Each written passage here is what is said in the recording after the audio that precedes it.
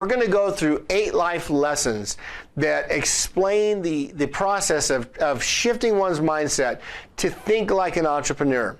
And you don't have to start a business to think like an entrepreneur. As a matter of fact, thinking like an entrepreneur in the workplace is even more effective than starting a business, because we already have resources, we already have people, we already have problems to solve.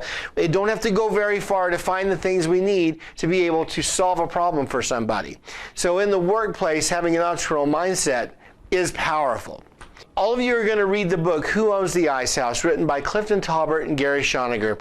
Clifton talks about his uncle Cleve Mormon, who in the Mississippi cotton fields back in the 1940s ran an ice house. Clifton worked in the cotton fields before he went to work for his uncle Cleve at the ice house. An ice house, for those of you who don't know, was basically a place you went to go buy a block of ice to put in your ice box back then, right? Now we don't have that. We don't buy ice like that anymore. We buy ice out of a box to put in a cooler.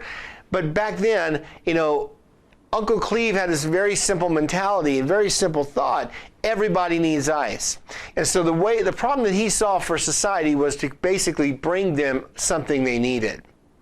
And being an African-American man in the South and in the Mississippi Delta, you know, in the late 40s, very difficult.